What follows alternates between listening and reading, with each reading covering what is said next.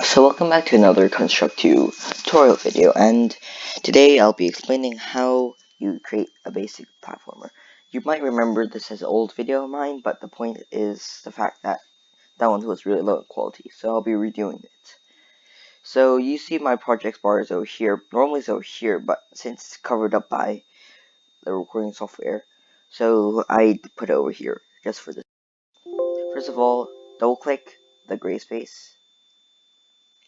Doesn't work.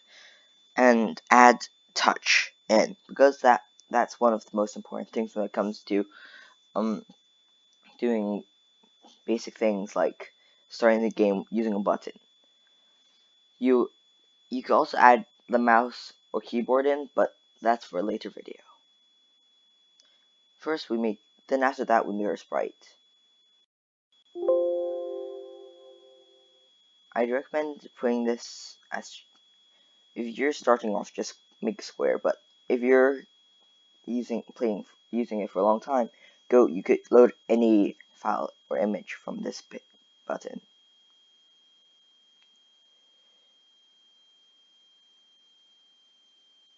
Drag it down to proportion and delete it, because this is the starting page. You don't have your sprite in the starting page normally, unless you're doing something where it shows it. But normally I'd recommend to use another one without any of the properties that the one with the actual sprite uses.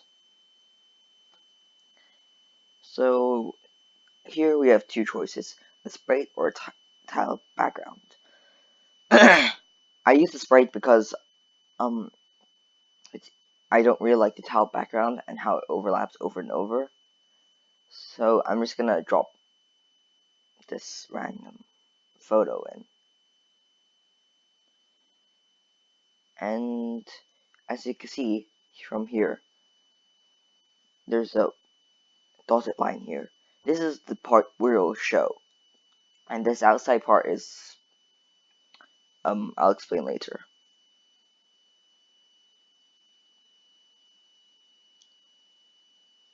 So drag it to fill the whole box and add text.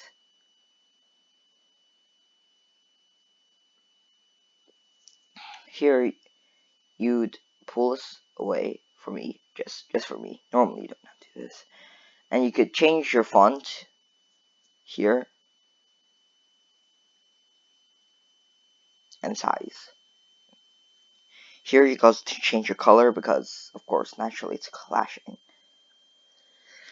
If you can see, there's nothing here in this box, but that means you need to pull it out a bit so that it'll fill in the text.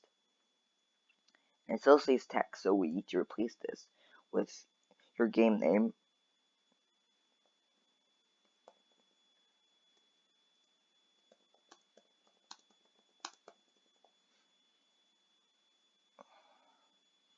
And add more text, or depends on what you want to do. You can add a button or text. So I'll explain buttons first. Same story. You'd just change what it says, and basically you go into event sheet, add events, but press the button and type unclicked. Then you could add, but since we don't have another layout yet, we shouldn't do this. We should first add layouts. Remember to rename everyone, because it gets really confusing in the event sheets if you don't rename everyone. And for sake of speed of video, I'm just not going to rename everything, but just remember to.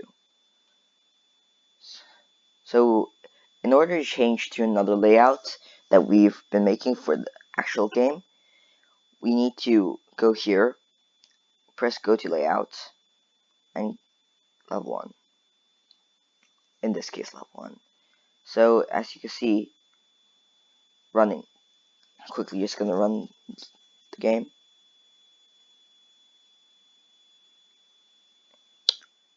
Once you press well, you can't see it because of the software, but once you press it, you can click the booth button and it'll start the game. Now the alternate way, using text. Dang, it just worked already. Since I already added touch in the beginning, this wouldn't be much of a problem. And what you need to do is here, as you can tell, it's already starting to get a bit confusing because of 1 and 2. And you don't click text like what I just did, you just click touch. On touched object is what you want to use, and text too. After that, same story, system, go to layout, level 1. And same story, if you click it, it will show. But since the hitbox is so big, even if you click here, it would still count as clicking it. So normally, you need to drag it up to a small box. Now, to the actual level itself. The most commonly used feature in this would be the solid feature, because the blocks have to be solid. Otherwise, you're kind of screwed, because your character will fall straight through using the physics engine. So here, there's a bunch of stuff. I'll explain the others later, and behaviors solid. This allows characters to stand on top of them. Other than that, this also allows characters, well, you can also add different things on to the behaviors. For example, but if you have something like solid on, you can't actually have anything called jump through whatsoever. So next, we're just gonna add sprite in. From what I drew earlier, put down size, and well, if you start the layout here, it will just drop through the floor. So here, what you need to do is add a behavior to it. You need to add platform it, so it'll have an actual physics engine, and it'll touch solids. Other than that, in order to use the entire space, we need to add scroll to, so that the camera scrolls to wherever this person goes. Because as you can see, it only shows the mountain box, and you need to use the entire space. So since I'm being lazy here, I'm just gonna copy and paste it a few times. And that's basically how you'd run Spark. You can only use WSD in this. I mean, you can't use WSD, and you can only use arrow keys. But the point is, you don't die or you can't win in this situation. So we need to create something you need to touch to win. You can also set different needs that you need to do before you win. But that's also for another video, because really can't do that much in one video, personally.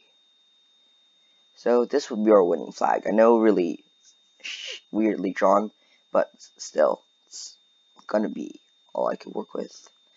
So first, we have our sprite 2 on collision with another object.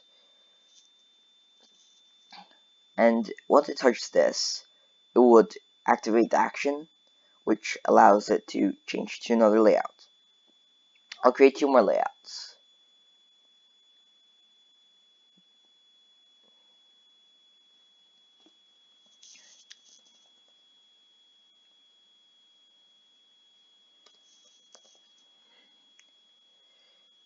And you'd go here and system, go to layout, win. That'll do everything. Basically, every time you touch it, sorry if I'm not actually practically showing you what it does, because of the stupid software. Like, I actually, to think of it, I might video edit it in. But once you touch this, it'll allow you to go to the win screen. next layout. But on the other hand, if you lose, there's two ways to deal with it. The first way we could use, which is something I don't really like using, is, well, just on Sprite 2, is outside layout, system,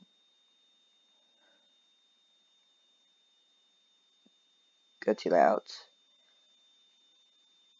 lose. I don't like this because even, as you can see, this platform is quite high up, and even if this jumps over the top of the layout, it'll kill you, basically, which is something I don't really like because I like having freedom. And other than so I also have another way. It's also not really that perfect because you can't really use the bottom space if you actually are going to use it, but you basically create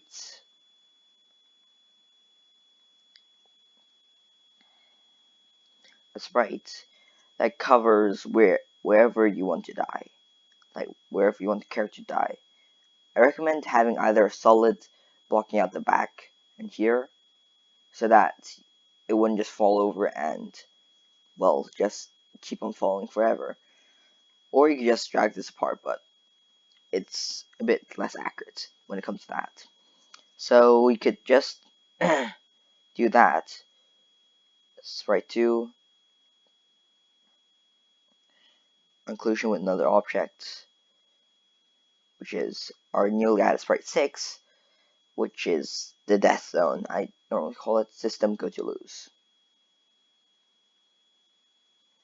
So with those basics, you can figure out how to make hostile enemies, which is basically things you don't want to run into.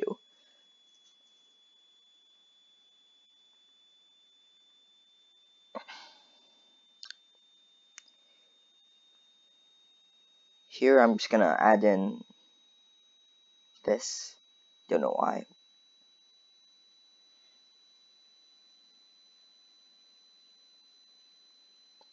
As our hostile enemy. So so that every time you touch it, you need to jump over it instead of touching it, because if you touch it, you'll die, quite frankly. Same story, go to event sheet, sprite 2, scroll down a bit, and crap, on collision with another object.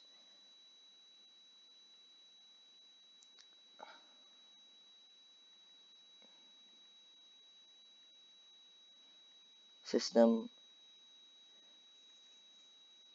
go to layout, lose.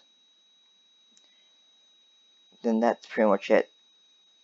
I'll show you how to make a move and whatsoever in the next video, and I hope you learned quite a bit from this.